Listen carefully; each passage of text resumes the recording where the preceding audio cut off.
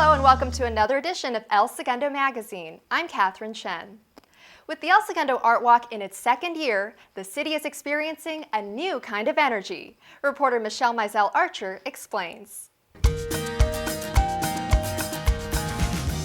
We're at the Smoky Hollow district of El Segundo, and not too long ago, this place was an unassuming industrial area of warehouses and old manufacturing buildings. But Smoky Hollow has quickly evolved into a burgeoning center of creativity that is spreading throughout our city.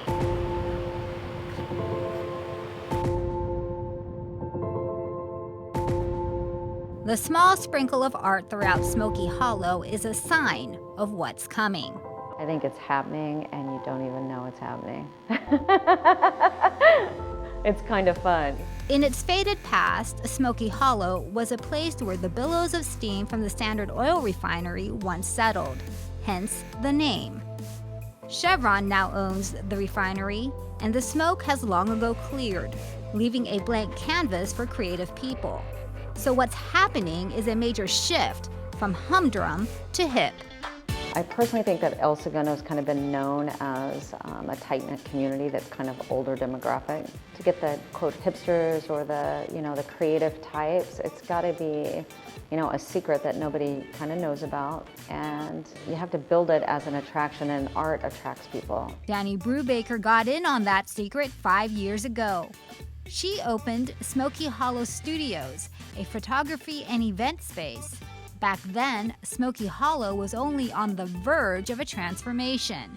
It was just an industrial area, a lot of machine shops, a lot of people working on cars. There were a couple of hidden gems, and there's still many that have been here years that you have no clue about. That's kind of like, I call it the hidden secret of LA. But in just the past 3 or 4 years, that secret has slipped out, along with a sigh of relief. It's exciting.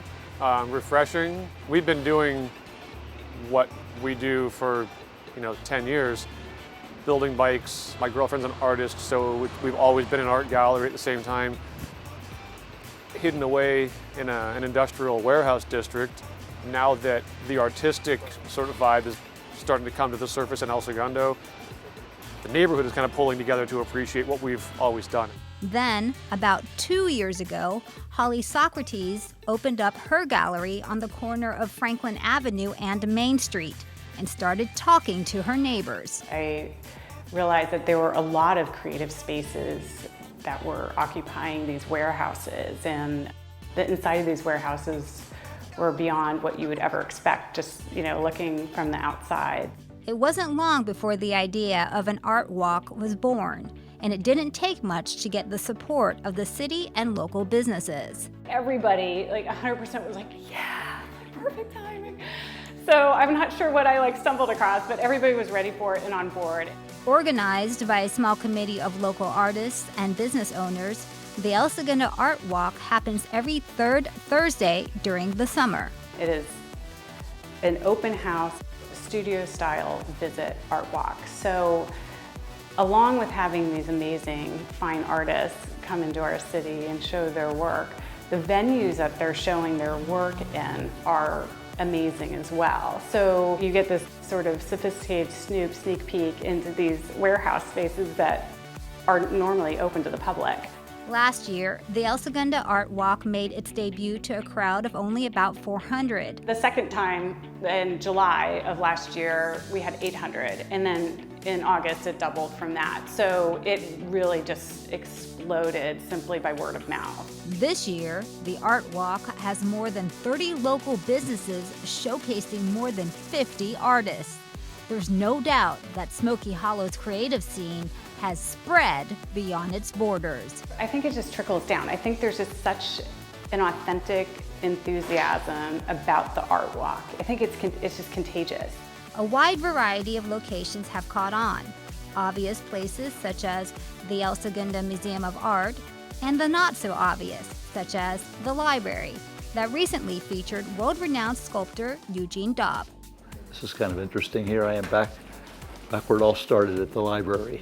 Being a part of the art walk is a positive thing. It allows people to explore the library or that might not have stopped by before. and hopefully people will enjoy their experience.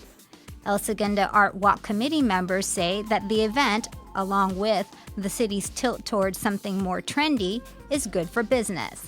As visitors walk through our city for the art walk, that they would also see that there are these amazing restaurants and other retail stores that maybe they didn't know were here. For instance, Smoky Hollow doesn't have any restaurants or cafes.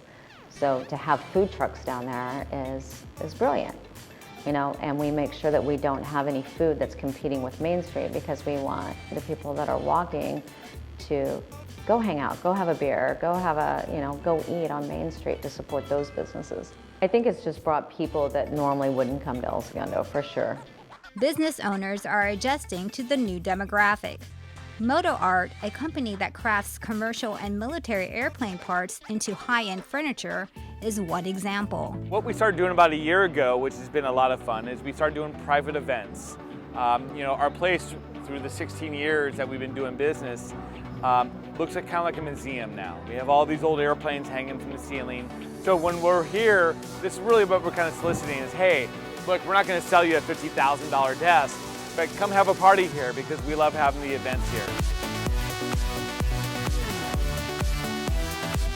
Brubaker has recently opened a second venue for event and office space. The Lucy Jane Building, a restored fine art studio, will also be home to another company who has discovered El Segundo's growing creativity and, for now, affordability. Like this production company that's moving in one of the spaces in here, is from Hollywood. And it's like, that's a big change for somebody that's been in Hollywood for 20 years. I compare El Segundo a little to Silver Lake and Echo Park, because I see that kind of people coming here. I see, when Abbott Kinney started, now it's gotten overpopulated and it's gotten a little, too pricey, and people can afford to still be here. And when more creative people move in, more creative people move out of the shadows. I think El Segundo is becoming an artistic community for sure. I think there was probably a lot of artists here way before the El Segundo Art Walk started, but they didn't have a platform. And now that they do, everybody's coming out of the woodworks. And they're like, well, hey, I'm an artist, let me show my work now.